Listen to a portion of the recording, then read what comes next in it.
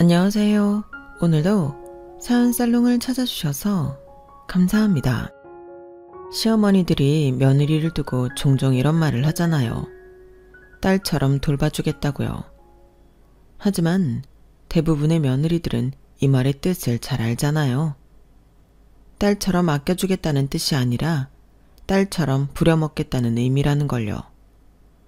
그런데 신기하게도 저희 시어머니는 이 말을 역으로 사용하시더라고요. 어떻게 하셨냐고요? 저희 부부가 신혼여행에서 돌아오고 몇 달 뒤 시어머니는 시누이와 함께 제 친정에 찾아가셨어요. 그리고는 저희 부모님께 이렇게 말씀하셨죠. 귀한 무남동녀를 저희 집에 며느리로 보내주셨으니 저도 답례를 해야겠죠? 제 딸을 막내딸이다 생각하시고 잘 좀 보살펴 주세요. 시어머니의 황당한 말에 저희 부모님은 물론 저희 부부도 지금 뭐 하자는 건가 싶었어요. 남의 둥지에 알을 낳아 탕날을 하는 뻐꾸기도 아니고 자기 딸을 사돈한테 맡긴다니 이게 말이 되는 소린가요? 그런데도 시어머니는 뻔뻔하게 시누이만 제 친정에 버려두고 도망치듯 고향으로 내려가 버리셨어요. 이 정도만 해도 세상에 이런 일이 나올 법한 일인데 얼마 전에는 시부모님이랑 시누이가 그보다 더 기가 막힌 일을 저질렀지 뭡니까? 사람이 콧구멍이 2개였으니 망정이지 안 그랬으면 정말 열불 터져서 숨 넘어갈 뻔했다니까요. 그럼 지금부터 저희 시부모님과 시누이의 만행을 전해드리겠습니다. 제가 남편과 처음 만난 건 대학교 1학년 때였어요. 같은 학교는 아니고 카페테리아에서 아르바이트를 하다가 만나게 되었어요. 저는 주말 타임이라서 평일에 일하는 남편과는 만날 일이 없었는데 2학기가 되면 남편 수강 요일이 바뀌면서 주말로 옮겨오게 된 거예요. 평일은 강의 끝나고 5시부터 10시까지 근무지만 주말은 아침 10시부터 밤 10시까지 풀로 이틀을 일해야 하거든요. 그러니 하루 종일 남편과 저는 붙어있게 되었고 그러다 서로 호감을 갖게 된 거예요. 아르바이트가 없는 평일에 만나서 영화를 보거나 같이 놀기도 하고 대학 축제 때도 같이 어울려 놀기도 했어요. 하지만 딱히 사귀기로 한 건 아니었어요. 아무래도 남편이 군입대를 앞두고 있어서 당장 사귀기 애매했거든요. 예상대로 남편은 1학년을 마치고 군입대를 했고 남편이 일하던 아르바이트 자리에는 다른 사람이 들어오게 됐어요. 그런데 든 자리는 몰라도 난 자리는 티가 난다고 하더니 남편의 빈자리가 너무 크게 느껴지지 뭐예요. 새로운 알바생은 군 제대를 한 복학생 오빠였는데 사장님이 계실 때는 혼자 일을 다 하는 것처럼 굴다가도 사장님만 안 계시면 저한테 모든 일을 떠미는 거예요. 심지어 마감을 하고 바닥 청소를 할 때도 자기는 행주로 테이블을 닦고 저한테 대걸레질을 떠넘겼다니까요. 아니, 똑같은 시급을 받고 일을 하는데 자기는 쉽고 편한 일만 하고 저는 힘쓰고 티 안 나는 일을 하는 게 말이 되나요? 남편이랑 일을 할 때는 서로 번갈아가며 대걸레질을 했는데 제가 당번인 날에도 남편이 수시로 도와주곤 해서 제가 영화도 보여주고 밥도 사주기도 했었어요. 그렇다고 복학생 오빠도 그래주기를 바라는 건 아니에요. 그저 일을 똑같이 나눠서 하자는 거죠. 청소뿐만 아니라 다른 일에 있어서도 복학생 오빠는 얌체처럼 굴었어요. 그러면서도 얼마나 꼰대짓을 했는지 몰라요. 저보다 고작 2살 많을 뿐인데도 말끝마다 요즘 애들은 이래서 안 돼 라는 말을 달고 살면서 어찌나 저를 부려먹던지 복학생 오빠랑 일하는 하루하루가 지옥처럼 느껴질 정도라서 토요일 아침이 오지 않기를 바란 적도 한두 번이 아니에요. 이런 불만을 같은 과 친구들한테 토로해봤지만 제가 일하는 카페테리아 사정을 몰라서 그런지 반응들이 심드렁하더라고요. 다들 그냥 신경 쓰지 마 라든가 그럼 알바 그만두고 딴 데서 일하라는 말이 고작이었거든요. 속에 쌓이는 화는 날이 갈수록 늘어나는데 제 고충을 온전히 알아주는 사람이 없어서 남편이 더더욱 그리워지더라고요. 남편은 동성 친구들보다 저랑 말도 잘 통하고 제 속마음을 잘 헤아려주곤 했었거든요. 그래서 기말고사를 마치고 휴강이 생긴 틈을 타서 남편이 있는 군부대로 면회를 갔어요. 남편은 먼 곳까지 면회를 와준 제게 고마워했지만 사실 고마운 건 저였어요. 그날 저는 그동안 복학생 오빠한테 쌓였던 일들을 남편한테 쉼없이 쏟아냈고 남편은 그런 제 말을 열심히 들어주고 맞장구도 쳐주었어요. 같이 1시간이 넘도록 수다를 떨고 나니 그제야 10년 묵은 체증이 쑥 내려가는 것처럼 속이 시원하더라고요. 그날을 시작으로 저는 시간이 될 때마다 남편한테 면회를 갔고 남편네 내부반 사람들은 제가 남편 여자친구인 줄 아는 사람도 있을 정도였어요. 면회를 가면서 느낀 건데 남편과 잘 맞다는 거였어요. 초등학생 때부터 사귄 동성 친구들보다도 남편이 훨씬 더 편하고 대화가 잘 통했거든요. 그래서 남편이 상병을 달던 때 제가 먼저 고백해서 사귀게 되었어요. 남들은 군에 간 남자친구 버리고 고무신을 거꾸로 신는다는데 저는 군대까지 찾아가 제 손으로 고무신을 신은 셈이었어요. 그래도 그날 일을 한 번도 후회한 적이 없을 정도로 제가 남자 하나는 잘 골랐다고 자부해요. 남편한테는 9살 어린 여동생이 하나 있었는데 나이 차이가 많이 나서 그런지 남편이 무척 챙기곤 했어요. 군입대 전에 아르바이트를 할 때도 여동생과 살갑게 통화하는 모습을 종종 보곤 했거든요. 군에 있을 때도 얼마 안 되는 군인 월급을 모아서 여동생 생일 선물까지 사주곤 했어요. 본가가 지방이라서 동생을 자주 볼 수 없기 때문에 그리움이 더한 것 같았어요. 그런데 알고 보니 여동생과 애틋한 이유가 있더라고요. 부모님이 일찍 이혼을 하셔서 내 동생은 아빠 정을 모르고 자랐다고요. 그래도 나는 자전거 타는 법도 아빠한테 배우고 공원에서 캐치볼도 자주 했는데 동생한테는 아빠랑 했던 추억이 하나도 없으니까 너무 불쌍하잖아. 아빠와의 추억은 만들어줄 수 없지만 그 외의 부분은 내가 대신 채워주고 싶어. 남편의 그런 마음을 알기 때문에 남편과 사귀는 동안 시누이를 놀이동산이나 워터파크에 데리고 가서 함께 놀아주곤 했어요. 남편과 20살에 만나 30살에 결혼을 하기까지 장작 10여 년을 겉에서 지켜봐서 그런지 저랑 시누이 사이가 꽤 친한 편이었어요. 올케와 시누이라기보다는 자매 같은 느낌이었죠. 저희가 결혼을 하겠다고 했을 때 제일 반겼던 사람도 시누이였어요. 그래서 이후에 벌어진 일에 대해 더 광분했는지도 모르겠네요. 저희 부부가 결혼하기 1년 전 시어머니께서 재혼을 하셨어요. 오랜 세월 남편 없이 여자 혼자 몸으로 남매를 키우느라 고생하셨으니 이제라도 좋은 짝 만나신 건 축하드릴 일이지만 제 남편은 그리 반기지 않았어요. 아니, 오히려 그 결혼을 반대하고 나섰어요. 자기야, 어머님이 좋다고 하시는데 왜 그렇게 반대를 해? 자기는 결혼하면 그만이지만 어머님은 앞으로도 혼자 사셔야 하는데 불쌍하지도 않아? 옆에서 보기 답답해서 제가 나서서 남편을 설득했어요. 그런데 제가 이 정도 말을 하면 평소에는 제 말을 들어주곤 했던 남편이 이번에는 꿈쩍도 하지 않더라고요. 그런 남편의 반응에 저도 슬슬 서운해지려는 차에 남편이 무겁게 입을 뗐어요.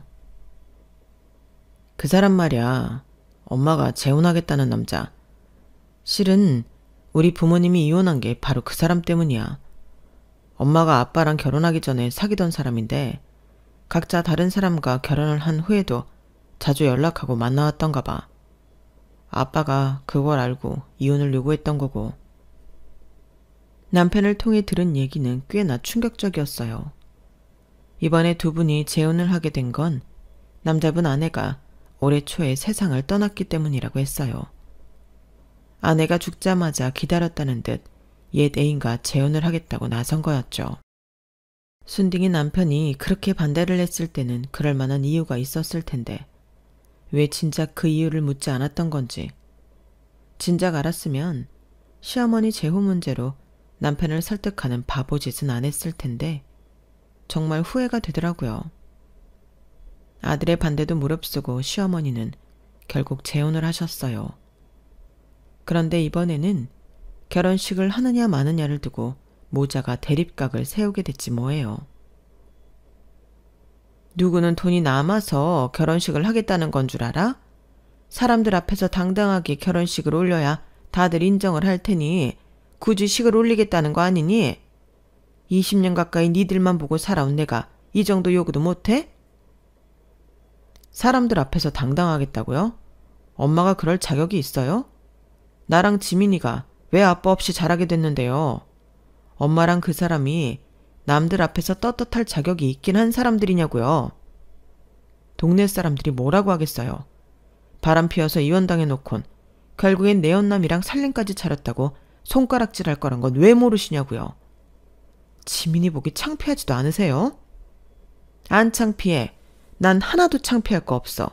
15년이야. 너랑 지민이 생각해서 내 인생 버리고 니들 엄마로만 산 게 자그마치 15년이라고.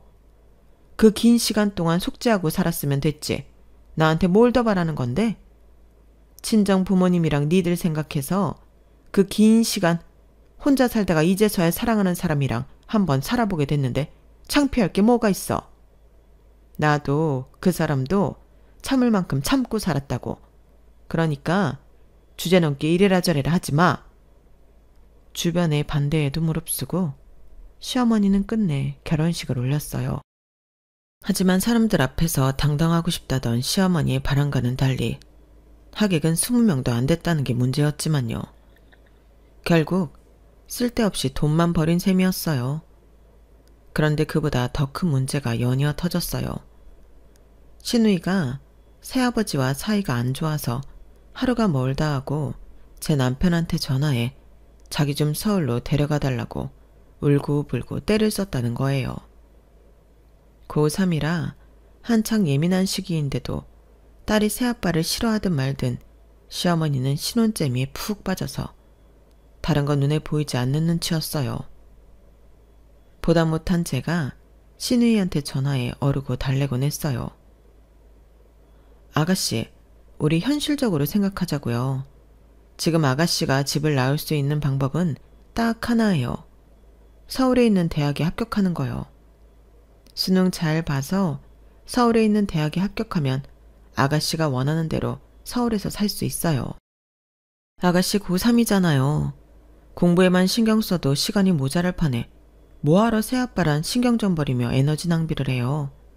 지금은 아가씨 미래만 생각하세요. 그게 최선이에요. 시누이는 자기 성적에 서울에 있는 대학을 어떻게 들어가냐며 되려 화를 냈어요. 시누이의 짜증에 얘기가 자꾸 도돌이표를 타니까 저도 슬슬 짜증이 나더라고요. 그럼 어쩌자는 거예요? 스스로 노력도 않고 징징대기만 하면 일이 해결된대요. 4년째가 어려우면 전문대라도 들어가세요. 그 정도도 못하겠으면 별 수 없는 거죠. 시누이한테 너무 심하게 말한 게 아니냐고 하실지 모르겠지만 절대 그렇지 않아요. 그동안 어리다고 남편도 저도 오냐오냐 해줬더니 점점 더 때만 늘어서는 툭하면 자기 오빠한테 전화해 짜증을 부려대더라고요. 한번 이렇게 해두지 않으면 앞으로도 계속 그럴 것 같아서 이번에 제대로 버릇을 고쳐놔야겠다고 생각해서 했던 거예요. 늘 우는 얼굴로 해달라는 건 다 해주던 올케가 이빠른 소리를 해서 그랬는지 시누이도 한동안은 잠잠했어요. 이듬해 봄 시누이는 4년째는 물론 전문대까지 죄다 떨어져서 서울행은 날아가고 말았어요. 시누이가 저 몰래 남편한테 전화해 신혼집에서 자기도 같이 살면 안 되냐고 했던 모양인데 남편이 그건 안 된다고 딱 잘라 말했던가 봐요. 그 여파로 시누이는 제 남편한테 냉랭하게 굴기 시작했어요. 그해 4월 말 드디어 저희 부부는 식을 올렸어요. 부모님께서는 무남동녀인 저를 시집 보내게 돼서 무척 아쉬워하셨어요. 결혼이야 천천히 하면 되지 왜 그렇게 서두르냐고 타박을 하실 정도로요. 엄마, 나 30이야.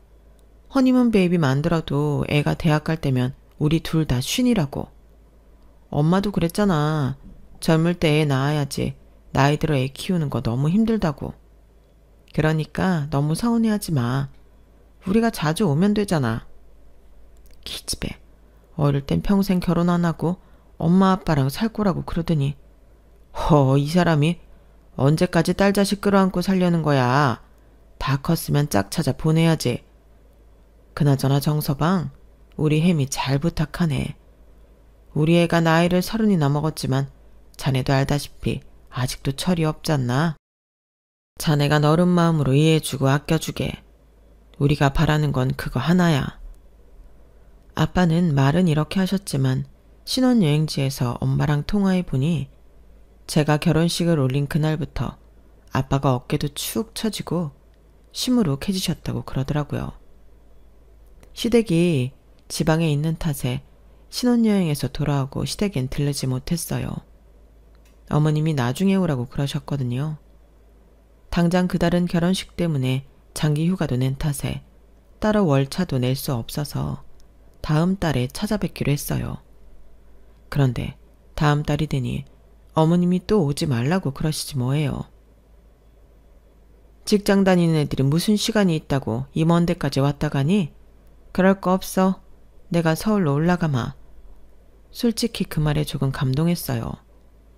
결혼 전에 어머님을 뵀을 땐 좀 깍쟁이 같다고 느꼈었는데 제가 오해한 게 아닌가 싶더라고요. 그런데 역시나 첫 인상이 틀리진 않았더라고요. 저는 어머님이 주말에 오실 줄 알았는데 뜬금없이 평일에 올라오신 거예요. 그것도 저희 집으로 오신 게 아니라 제 친정으로 말이죠. 퇴근 시간이 다 돼가서 업무 마감을 하고 있는데 엄마가 전화를 했더라고요. 뭐? 시어머니가 거기로 가셨다고? 아니 왜? 전화로 말하긴 좀 그렇고 아무튼 퇴근하거든 정서방이랑 같이 좀 와. 전화를 끊고 남편한테 전화해 어머님이 내 친정으로 가셨다는 말을 했더니 한숨을 푹 쉬더라고요. 앞으로 어떤 일이 벌어질지 대충 눈치를 챈 모양이었어요. 혹시 우리 엄마가 돈 부탁 같은 거 했다고 안 그러셔? 돈?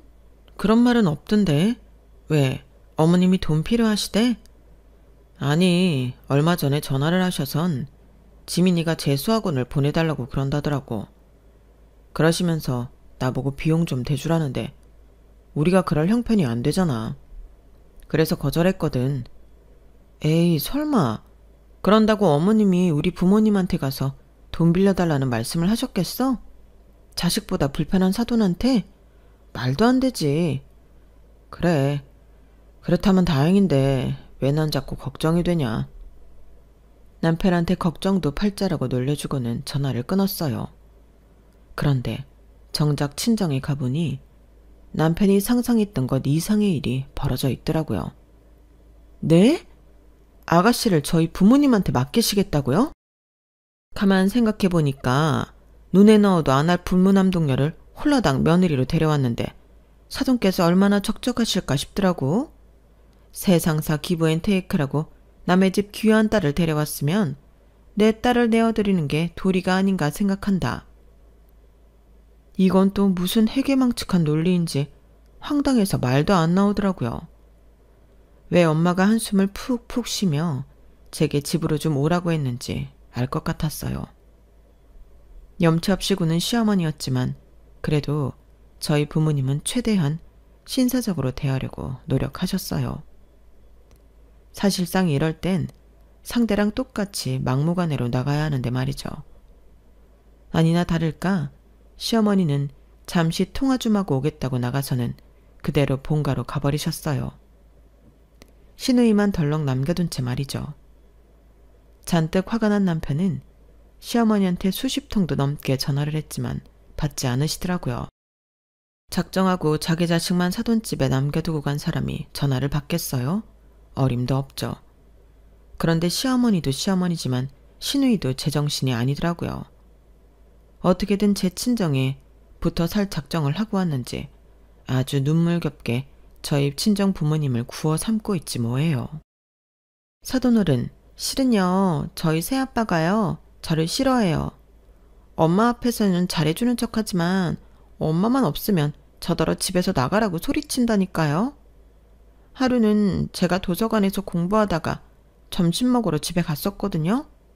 근데 밥통에 밥이 없는 거예요. 그래서 라면을 하나 끓여 먹었더니 새아빠가 뭐라는 줄 아세요? 왜 자기 돈으로 산 라면을 먹냐면서 라면값 내놓으라는 거예요. 제가 이러고 살아요.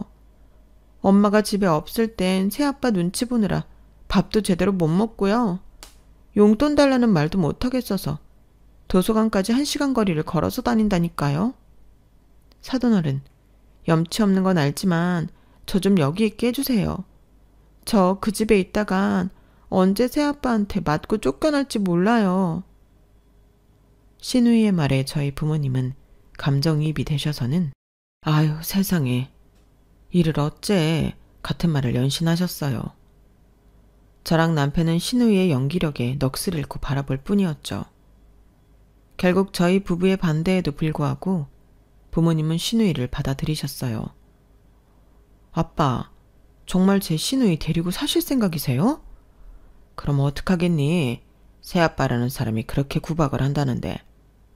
나도 어릴 때 계모 밑에서 구박받고 살아서 그런가 새아빠 밑에서 가슴 졸이고 사는 네 시누이 심정을 알 것 같구나. 어린 게 얼마나 서럽겠니? 마음 추스를 때까지만 데리고 있을 테니까 너무 걱정 말아라. 너 시집가고 집에 빈 방도 있는데 사람 하나 들인다고 힘들 것도 없어. 먹는 밥상에 숟가락 하나 더 올리면 되는데 저 어린 거 소원 하나 못 들어주겠니? 어느 시조에 나오는 대목처럼 다 정도 병이라고. 저희 부모님이 이런 친절이 나중에 배신으로 돌아오게 될 줄 누가 알았겠어요. 아무튼 제 친정에서 살게 된 시누이는 마치 우리 집 막내딸처럼 저희 부모님께 살갑게 자라긴 했어요. 무뚝뚝한 저와는 달리 태어나기를 애교를 장착하고 태어난 시누이는 입속의 혀처럼 저희 부모님이 좋아하실 말만 골라 하면서 예쁨을 독차지하게 되었죠. 시누이가 제 친정에서 살게 되면서 좋은 게 하나 있다면 그건 바로 명절에 시댁에 안 가도 된다는 거였어요. 제 친정에 자기 딸을 버리고 간 그날부터 시어머니는 전화도 받지 않으시고 명절 전에 시누이를 통해 힘드니 본가에 올 필요 없다는 말만 전하시곤 했거든요. 시어머니만 생각하면 혈압이 오르긴 했지만 그래도 최소한의 양심은 있나 보다 생각했어요. 당신이 부모 노릇을 포기한 만큼 며느리한테 받을 대접도 포기한 셈이니까요. 자기 엄마한테 버려진 시누이는 저희 부모님 댁에 살면서 재수학원에 다녔어요. 당장은 제 친정에 붙어 있는다고 해도 언제까지고 명분 없이 눌러붙어 있을 수만은 없으니까요. 어떻게든 서울에 있는 대학에 들어가야 서울에서 살 수 있으니 본인으로서는 목숨을 건 사투나 다름없었죠. 간절함이 사람을 변화시킨다고 반드시 서울에 남겠다는 의지를 품은 시누이는 이듬해 서울 소재의 여자 전문대에 합격을 했어요. 시누이가 얄밉긴 했어도 스스로 노력해서 대학에 합격했다고 하니 기특하기도 하더라고요. 그 얘기를 듣기 전까지는 말이죠. 뭐? 그럼 시누이 재수학원비를 지금까지 아빠가 내줬다는 거야? 대학 등록금도? 나도 이번에 알았지 뭐냐. 네 시누이가 나 몰래 네 아빠를 구워 삶았던가 봐. 네 아빠가 계모 손에 자란 거 이용해서 눈물 콧물 짜가며 도와달라고 그랬다더라. 아, 사람이 물러 터져서는 이게 진짜 가만히 안 놔둬. 엄마한테 그 얘기를 듣고는 어찌나 열이 받던지 그 길로 시누이한테 가서 따졌어요. 아가씨, 나랑 얘기 좀 해요. 아니, 아가씨도 그렇고 어머님도 그렇고 사람들이 왜 그래요? 아가씨 우리 집에 입양 왔어요? 왜 남의 부모한테 폐를 끼쳐요? 재수학원비도 모자라 대학 등록금까지 받는 게 말이 되냐고요. 언니, 그건 사돈 어른이 내주시겠다고 해서 그런 거예요. 말도 안 되는 소리 하지 말아요. 아가씨가 가만히 있는데 우리 아빠가 알아서 돈을 대줬겠어요? 아가씨가 울고불고 매달렸으니까 그런 거죠. 내 말이 틀려요?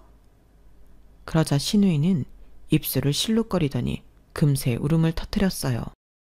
그럼 어떡해요. 대학은 가고 싶고 엄마는 용돈도 안 보내주는데. 나도 언니처럼 좋은 부모님 밑에서 태어났으면 이렇게 치사하게 구걸해가며 공부 안 했을 거예요. 누구는 뭐 이렇게 살고 싶어서 사는 줄 알아요? 엄마는 새아빠한테 빠져서 나는 거들떠보지도 않지. 나한테는 혼자 살아갈 힘도 없이. 그럼 내가 어떻게 했어야 하냐고요. 저 그 돈 공짜로 받은 거 아니에요. 나중에 졸업하고 취직하면 다 갚아드릴 거라고요. 언니, 그러니까 나 대학 다닐 수 있게 좀 도와주세요. 학비는 어떻게든 다 갚을게요. 아빠가 신우이 학원비며 학비까지 대줬다는 말을 들었을 땐 화가 머리 끝까지 났었는데 정작 내 앞에서 울먹이는 신우이를 보니 한편으론 가엾다는 생각이 들더라고요. 신우이 말처럼 내가 좋은 부모님 밑에 자란 게 어찌 보면 행운인지도 모른다는 생각까지 들 정도로요. 그래서 일단은 지금까지 저희 아빠한테 받은 돈은 졸업하고 갚으라고 말했어요. 그랬더니 신우이가 금세 눈물을 뚝 그치고는 알겠다고 걱정 말라고 하더군요. 그런데 이상하게 그 말과 행동이 진실되게 느껴지지 않는 거예요. 너무 야박하다고 할지 모르겠지만 순간 각서라도 받아놔야겠다는 생각이 뇌리를 스치더라고요. 그래서 방실방실 웃고 있는 신우이한테 종이를 내밀었어요. 졸업하고 취직하면 두 번째 월급을 받는 날부터 매달 50만 원씩 갚겠다는 각서는 쓰라고 말이죠. 그 말에 신우이는 얼굴이 확 일그러지더라고요. 순간 아, 요게 그냥 말로만 갚겠다고 하고 떼어먹을 심산이었구나 생각했죠. 그날 기어이 각서를 받은 저는 신우이가 보는 앞에서 부모님께 말씀드렸어요. 말씀이라기보다는 통보에 가까운 말이었죠. 앞으로는 절대 신우이한테 돈을 주지 말라고 말이에요.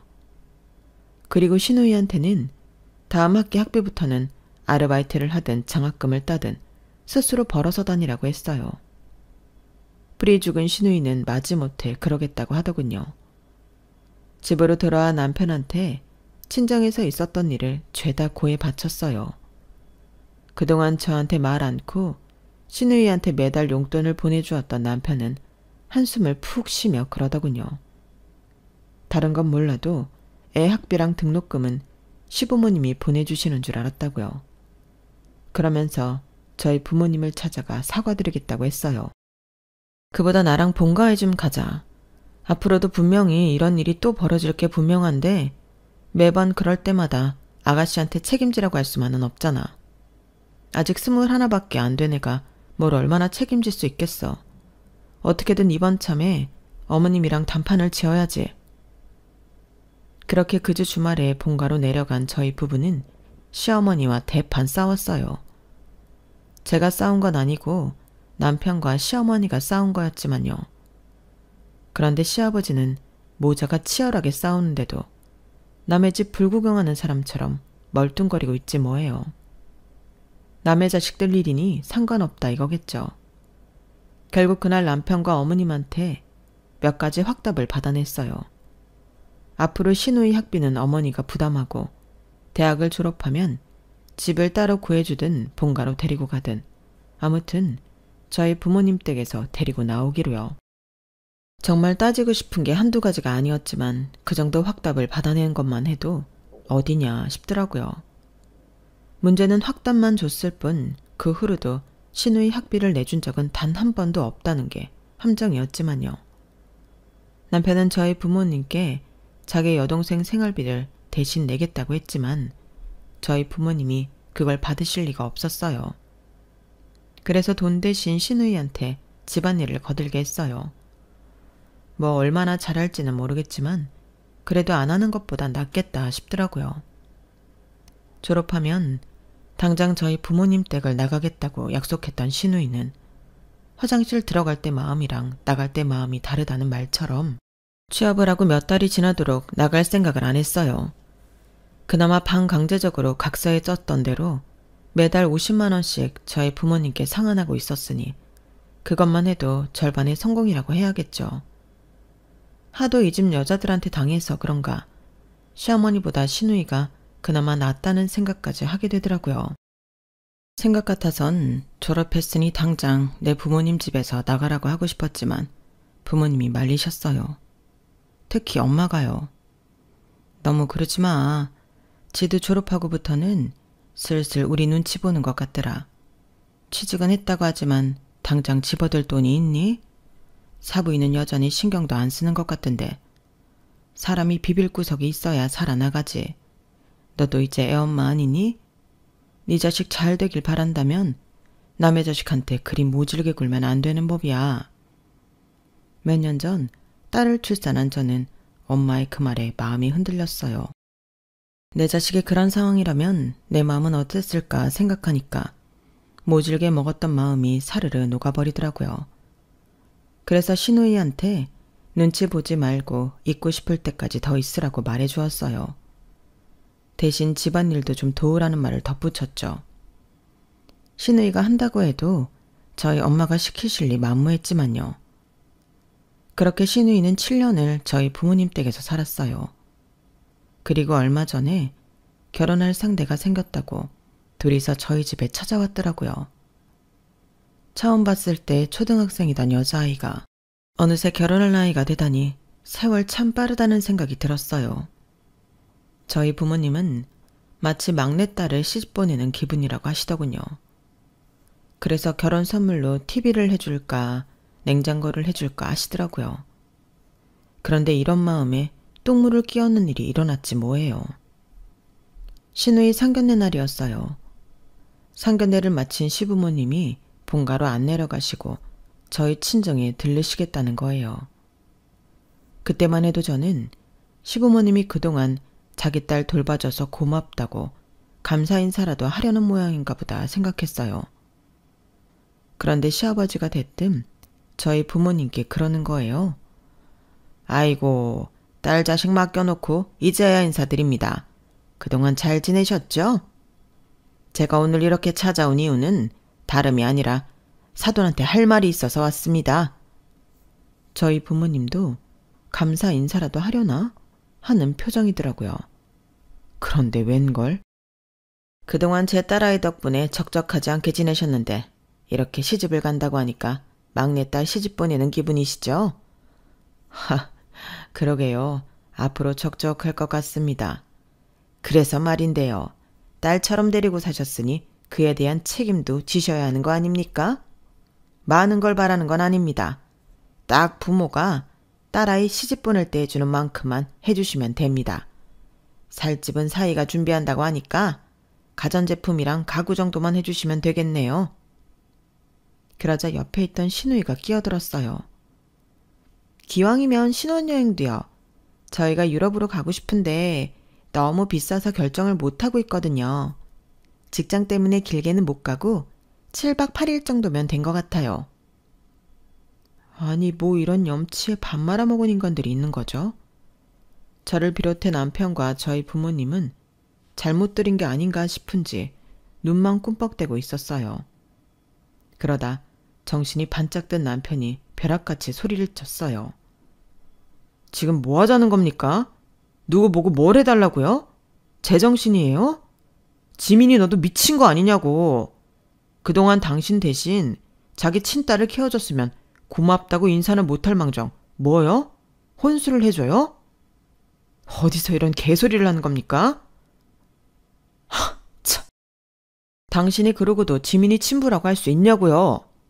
뜻밖의 남편의 아우팅에 그 자리에 있던 사람들이 입을 모두 떡 벌어졌어요. 특히 시누이는 금방이라도 눈알이 밖으로 튀어나올 것처럼 놀라더라고요. 오빠, 지금 그게 무슨 소리야? 새아빠가 내 친부라니. 그게 무슨 소리냐고. 그제야 자신이 무슨 말을 했는지 자각한 남편은 아차하는 표정이 됐어요. 하지만 이내 표정을 고치고는 작정한 듯 말을 이어갔어요. 말한 대로야. 너 저 사람 친딸이라고. 내가 우리 아빠 만나서 확인까지 했어. 그때까지 아무 말도 않고 앉아있던 시어머니는 그 말에 정색을 하셨어요. 말도 안 되는 소리. 네 아빠가 뭘 한다 그래?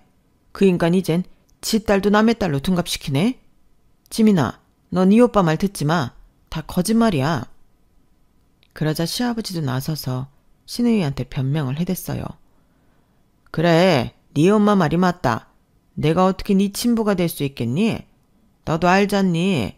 내가 네 엄마랑 결혼한 게 불과 8년 전인데 어떻게 너를 낳아? 말도 안 되는 소리지. 원래 분리할 때 말이 많아진다고 그러잖아요. 시어머니와 시아버지는 서로 만담이라도 하듯 신우이한테 주저리 떠들어댔어요. 그러자 남편이 회심의 한마디를 날렸어요. 혈액형 B형 맞죠?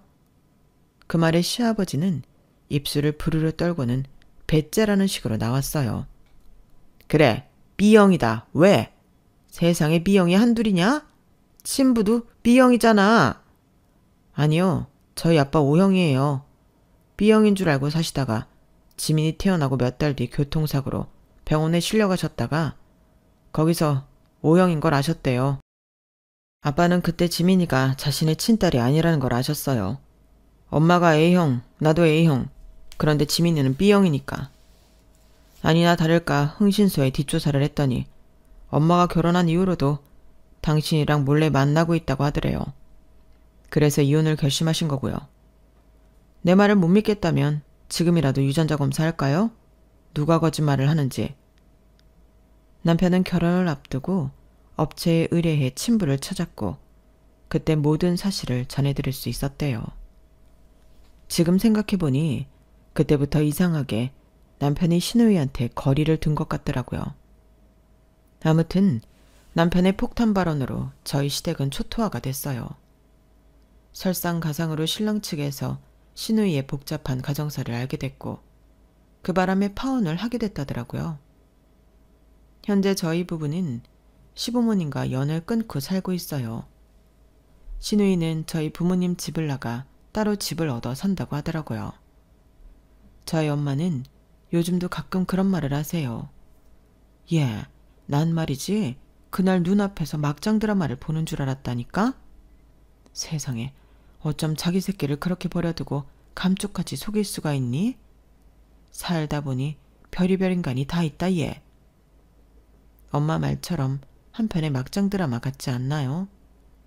그날 시부모님과 신우이를 보면서 저는 한 가지 결심을 했어요. 내 자식한테 유산은 못 물려주더라도 가슴에 상처 입히는 부모는 되지 말아야겠다고요. 남의 둥지에 알을 낳는 뻐꾸기는 육아의 고통을 달 수 있었는지 몰라도 부모로서 내 새끼가 자라는 모습은 볼 수 없잖아요. 순간의 편함을 찾다가 내 인생에 가장 소중한 걸 잃는 건 세상에서 가장 명청한 결정이 아닐까 생각합니다. 저희 시부모처럼요. 지금까지 제 사연을 들어주셔서 감사합니다. 매일매일 행복하시고 또 건강하세요. 여러분, 사연 댓글에 응원과 현명한 조언 부탁드려요. 좋아요와 구독은 저에게 큰 힘이 됩니다. 오늘도 좋은 일 가득하세요.